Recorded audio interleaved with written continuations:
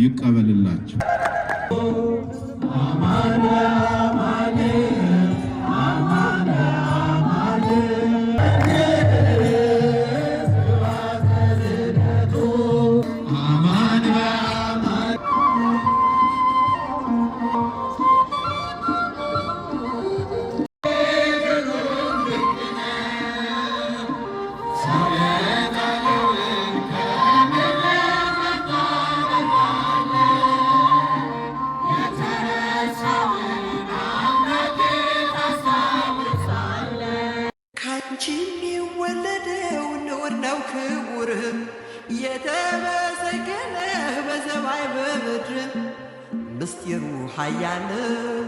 ምስጢሩ ኃያል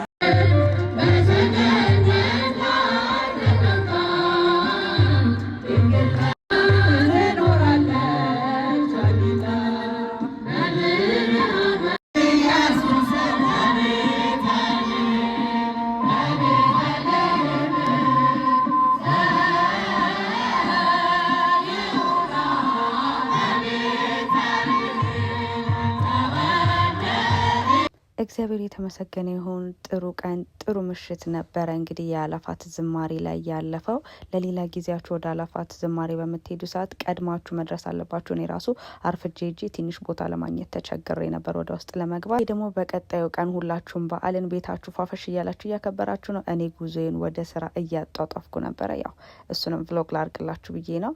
በተረፈ እኔ ክሊማንጃሮ እንደዚህ ቅርቤ እንደነበረ ባጠገቡ እያለፍኩ እንደሆነ አላቅምና ሄዳችሁ ታውቃላችሁ እዚህ ቦታ?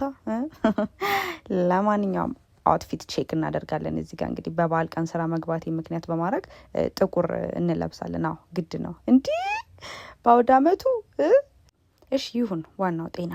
ምናልባት ቀጣይ አመት ወይ ቀጣይ በዓሎች ደግሞ እቤት ከወዳጅ ዘመድ ከቤተሰብ ጋር ሰብሰብ ብዬ ላከብር እችላለሁ ብዬ እየተጽናናውኝ ራሴን ከራሴ ጋር እያወራሁት ነው ወደ ኦፊስ የምገባው።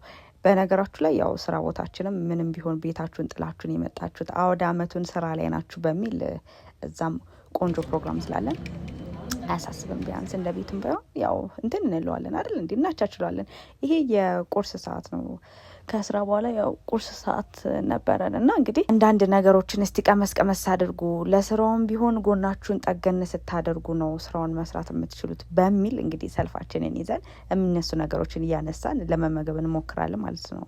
አይመስላችሁም? አዎ እንደዛ ነው። ብዬም ተነሱ በሉን የጌቶቹ ጌታ በረከት የሆነ ፍቅር የማታ ማታን ጎዶሎም አያውቁ ደሞን ሁሌም ጎተራቸው። እኔም እንግዲህ ጠሪ አክባሪ ነው ብዬ ለሁለት ሰው የሚሆን ብፌ አንስቻለሁ። አሁን እንዴ ያቀረበው ለኛ አይደል እንዴ?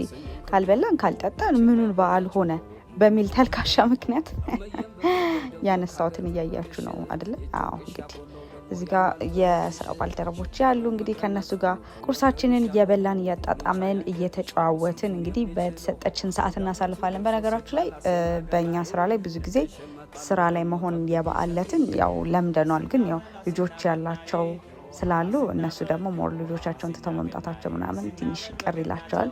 ለማንኛውም እንግዲህ ቅድሚያ ለስራ ነው። ምን ይደረጋል? በዓሉን በዓል የሚሆነው ስራ ስትሰሩ ነው አይመስላችሁም? ብዬ ራሴን ማጽናና ሰው ነኝ። ግን ስንቶቻችሁ የበዓለት ስራ ላይ ታሳልፋችሁ? እስቲ ኮሜንት ላይ አስቀምጡልኝ። በዓል ላይ ስራ ነው የማሳልፈው ብዙ ጊዜ፣ የቤት ውስጥ የሚሆን የውጭ ስራ በሉኝ እስቲ። እዚህ ጋር ደግሞ ሰዓት ደርሶ ወደ ብፌያችንን ልናነሳ እየሄድን ነው። ያ በመሀል ስራ ተመልሼ ገብቻለሁ። እሱም ብዙ መቅረጽ አልቻልኩም ነበር፣ ለዛ ነው። አሁን ደግሞ ምሳ ሰዓት ላይ ነን። እንግዲህ ምሳችንን ደግሞ ብፌያችንን ነሳ አድርገን ደግሞ የምንፈልገውን ያዝ ያዝ እያደረግን እንግዲህ ወደ ቦታችን እንቀመጥና እንመገባለን ማለት ነው። አይመስላችሁም?